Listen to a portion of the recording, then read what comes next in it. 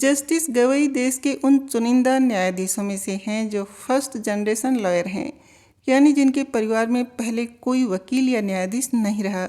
भारत के 51 पूर्व सीजेआई में से 6 ऐसे रहे हैं जिनके रिश्तेदार भी इस सर्वोच्च पद पर रह चुके हैं। जस्टिस संजीव खन्ना के 13 मई को रिटायर होने के बाद अब जस्टिस भूषण रामकृष्ण गवई ने भारत के 52वें मुख्य न्यायाधीश के रूप में बुधवार को पदभार संभाला है। जस्टिस गवई का यह पद ग्रहण सिर्फ एक प्रशासनिक बदलाव नहीं है, यह एक नई कहानी की शुरुआत है जो उस पहली पीढ़ी के वकील की है जिसने कानूनी पेशे में कोई विरासत नहीं पाई पर न्यायपालिका के सर्वोच्च पद तक पहुंचा। जस्टिस गवई देश के उन चुनिंदा न्यायाधीशों में से हैं जो फर्स्ट जनरेशन लॉयर है, यानी जिनके परिवार में पहले कोई वकील या न्यायाधीश नहीं रहा।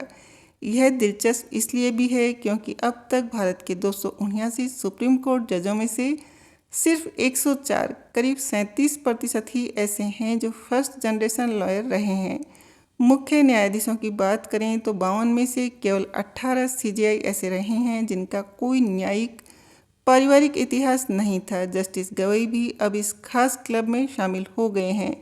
यह तथ्य चौंकाता है कि सुप्रीम कोर्ट में अब तक नियुक्त 279 न्यायाधीशों में से कम 32 ऐसे हैं जिनके परिवार के अन्य सदस्य भी सर्वोच्च न्यायालय में न्यायाधीश रह चुके हैं। इतना ही नहीं, भारत के 51 पूर्व सीजेआई में से 6 ऐसे रहे हैं जिनके रिश्तेदार पिता, पुत्र, चाचा, भतीजा आदि भी इस सर्वोच्च पद पर रह चुके हैं। यह संकेत करता है कि भारतीय न्यायपालिका में एक नेटवर्क इकोसिस्टम सक्रिय है जहां कानूनी कौशल के साथ पारिवारिक संपर्क भी मायने रखते हैं।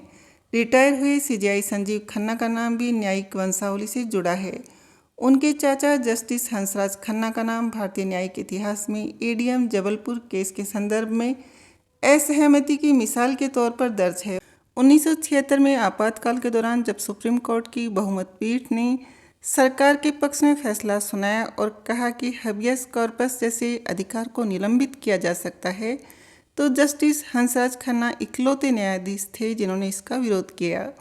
उनकी वह ऐतिहासिक असहमति आज भी न्यायिक स्वतंत्रता का नैतिक स्तंभ मानी जाती है, लेकिन उन्हें इसका खामियाजा भुगतना पड़ा और इंदिरा गांधी सरकार ने उन्हें मुख्य न्यायाधीश बनने से वंचित कर दिया, जबकि नियम और सीनियर होने के नाते उन्हें ही अगला सीजेआई बनाया जाना था। जस्टिस बीआर गवई देश के दूसरे दलित मुख्य न्यायाधीश होंगे। जस्टिस गवई से पहले जस्टिस केजी बालकृष्णन 2007 में पहले दलित सीजेआई बने थे।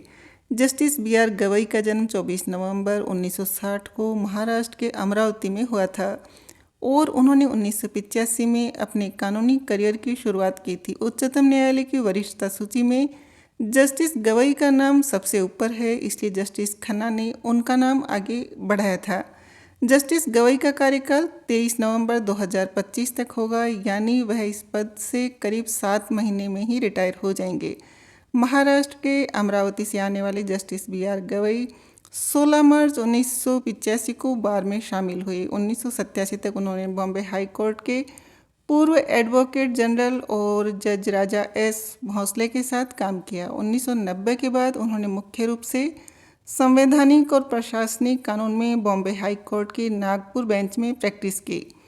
इस दौरान वह नागपुर नगर निगम, अमरावती नगर निगम और अमरावती विश्वविद्यालय के स्थायी वकील भी रहे। अगस्त 1992 से जुलाई 1993 तक गवई को बॉम्बे उच्च न्यायालय की नागपुर पीठ में सहायक सरकारी वकील और अतिरिक्त लोक अभियोजक नियुक्त किया गया।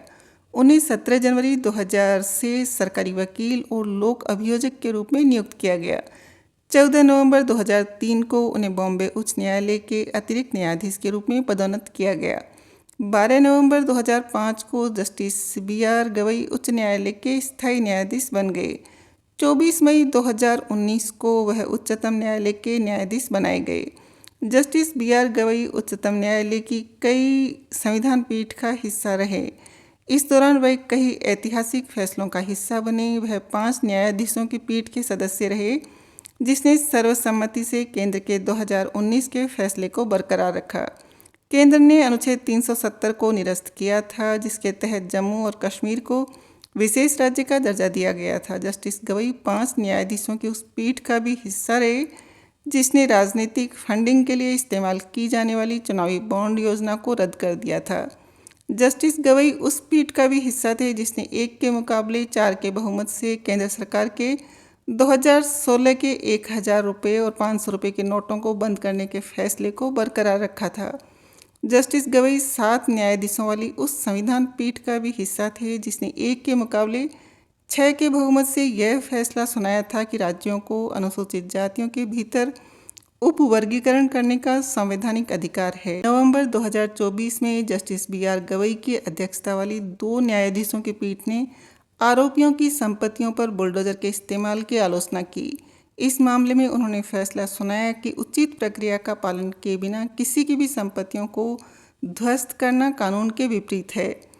मामला राहुल गांधी पर आपराधिक मानहानि से जुड़ा हुआ है। 21 जुलाई 2023 को इस मामले में हो रही सुनवाई के दौरान पीठ ने गुजरात सरकार को नोटिस जारी कर दिया। इस मामले की जब सुनवाई हो रही थी तो जस्टिस गवई ने इस मामले से खुद को अलग करने की पेशकश की। उन्होंने कहा, मेरी तरफ से इस मामले में थोड़ी समस्या है। मेरे पिता पिछले 40 सालों तक कांग्रेस से जुड़े थे।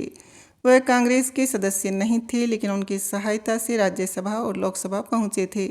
मेरा भाई भी कांग्रेस से जुड़ा हुआ है। उन्होंने कहा कि अब आप सब तय करें कि क्या मुझे इस मामले की सुनवाई करनी चाहिए। इस मामले में दोनों पक्षों की सहमति के बाद जस्टिस गवई ने जस्टिस PK मिश्रा के साथ सुनवाई की। जस्टिस BR गवई के पिता Ramkrishna Suryabhan Gavai Republican Party of India के संस्थापक थे। वह साल 2006 से 2011 के बीच बिहार, सिक्किम और केरल के राज्यपाल भी रहे। गवई नागपुर की दीक्षाभूमि स्मारक समिति के चेयरमैन भी रहे थे।